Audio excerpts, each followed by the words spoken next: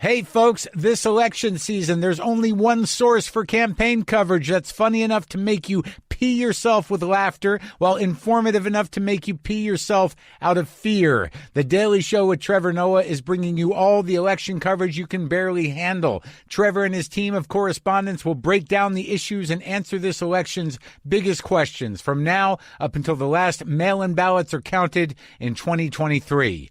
Plus, catch Trevor's exclusive interviews with artists, activists, and leaders in the fight for social justice for perspectives you won't hear anywhere else. Tune in to The Daily Show with Trevor Noah. They cover the election, you cover your face. New episodes weeknights at 11:10 Central on Comedy Central. Hey, you. Are you one of those people who thinks it's okay to drive stoned? Are you? I mean, what's the worst that can happen, right? You end up driving below the speed limit. It's no big deal, right? Wrong. The truth is, your reaction times slow way down when you're high. You not only put yourself in danger, but everyone around you. Talk about buzzkill. Stop kidding yourself. It's not okay to drive high. And if you've been using marijuana in any form, do not get behind the wheel. If you feel different, you drive different. Drive high, get a DUI. Lock the gate!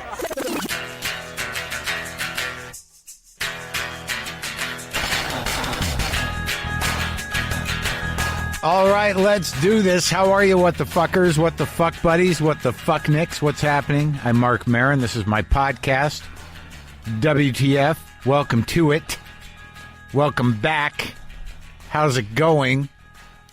So I don't know. I'm recording this a couple of days ahead of time because I'm about to head up and out.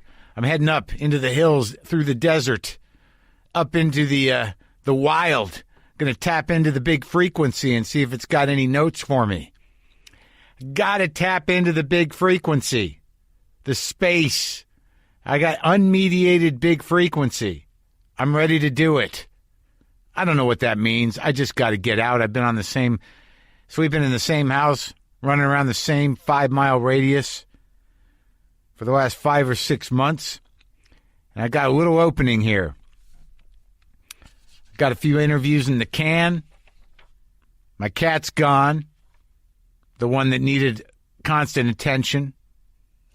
My girlfriend's gone. The one who I loved more than anyone. And now I'm free to be alone in all of that darkness. So I'm going to go out. I'm going to go out into the light. Into the plague-infected light. And see if I can get a little bit of reprieve, a little restorative connection to the big frequency. Without all the malignant static. You know who you are. You know who the malignant static people are. Transmitters of malignant static. I don't know what I'm looking for. I don't know what I'm going to do. I'm just going to spend some time alone, I guess, in a familiar place that I love. I don't know if I'm going to try to meditate. I don't know if I'm going to try to write. I don't know if I'm going to do a sugar detox. I don't know if I'm going to lose my mind. I don't know if I'm going to get the plague. There's so many options. I don't know if I'm just going to fade away up there and disappear, head out into the Jeremiah Johnson it. It's hard to do the Jeremiah Johnson, though, when it's not snowing, man. So that's the plan. I don't know what it'll achieve. I just know that I've got to do some big thinking around some very specific things. And I want to do it with a little space. I just want to give you a heads up. Look, man, I'm recording this 2 days early. All of Los Angeles could be burned away while I'm out on the road. Buster could be a little fried kitten in there. All the books and records and documents and proof of my existence in the material plane could be burned away. Because this state's on fucking fire. I don't know if I'll be driving through fires. I don't know. I know that every day we're all driving through fires, right? Huh? Malignant static and whatnot. Maybe I'm thinking about bringing some meditation books with me to kind of figure that out. I just read a couple of sentences of one of these meditation books that have been sitting around, for years. And it was sort of like it made a new kind of sense to me. This idea that there's levels of depth and that it's always there to tap into once you develop a relationship with it. The big frequency, the universal hum. That's what I'm gunning for. Giancarlo Esposito, or Esposito, as he will correct me when I talk to him. Giancarlo Esposito, or as you know him as Esposito, is on the show today. You know him from Do the Right Thing, The Usual Suspects, Breaking Bad, Better Call Saul. A great actor and a great conversation. And he lives in my hometown of Albuquerque, New Mexico, because that's where they shoot Saul, Better Call Saul. So I'm not going to ramble on, and I hope I'm not sounding too negative. I hope you're holding up. I hope your kids are well. I hope your health is well. I hope you're hanging on to some sense of reality, whatever that is for you, and that it's okay. And I'm trying to keep love alive, trying to open up the heart. I'm not going away for long. I'm just going up into the hills. I'm going to tap into the big frequency and the universal hum. Step away from the malignant static. Try to get the heart fucking open.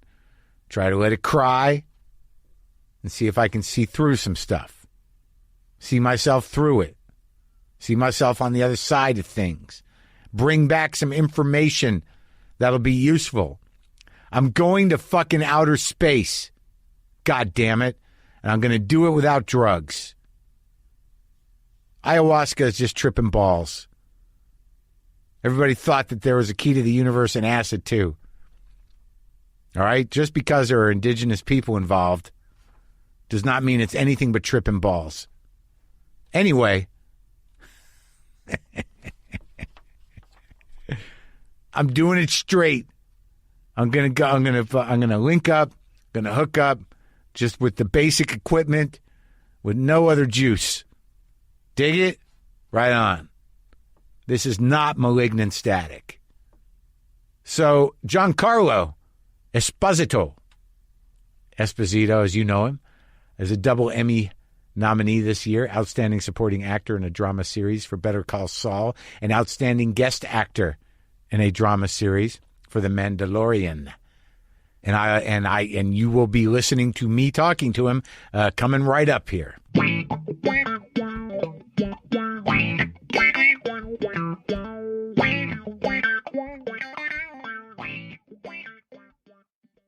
Folks, it's summertime, right? It's time to embrace the ice cream, and I'm talking to everyone here because even if you don't do dairy, our friends at Ben & Jerry's have a plan for you. Ben & Jerry's has 3 new non-dairy frozen desserts that are a brand new twist on vegan euphoria. The Ben & Jerry's flavor gurus were working overtime when they made the new non-dairy frozen desserts with sunflower butter. Oh, man. They're the perfect sweet treats for vegans, vegetarians, and everyone in between. Sunflower butter. Are you kidding me? Try the new milk and cookies flavor with no milk. There's also creme brulee cookie and mint chocolate cookie, all plant-based, all delicious. Going plant-based is smart for a whole lot of reasons, but if you've never tried a plant-based ice cream, these Ben & Jerry's flavors are a great place to start. And if you don't mind, I'd like to continue to petition for some plant-based peanut butter cup. Come on, fellas. It's my favorite Ben & Jerry's flavor. I know you can do it. Come on. Check out the Ben & Jerry's sunflower butter lineup and the whole non-dairy family at benjerry.com. That's BenJerry.com. People, I want to take a minute to tell you all about an awesome way to get money to the people you know and trust, and it's called Zelle. Zelle is a fast, safe, easy, and contact-free way to pay people you need to get money to as long as they have a bank account in the United States. There are lots of ways to use Zelle. Use it to send money to a family member as a gift on their birthday. Use it to pay a roommate back for getting the groceries. Use it to send money to the dog walker. If the person you're sending money to with Zelle is already enrolled, it goes directly into their bank account, typically in minutes, so you don't have to worry about waiting for the transfer. You can find Zelle in the banking app of hundreds of banks and credit unions nationwide. Chances are you already have it. Look for Zelle in your banking app right now. Go on, you can do it while you listen to me. That's right. I'm still here. I'm talking. I'm giving you time. Do what you got to do. There, you find it? Great. Now you can send money to people whenever you want.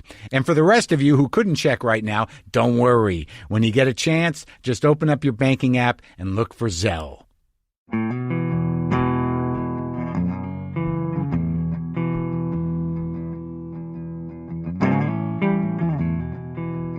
Look at you. Not even a trimmed beard.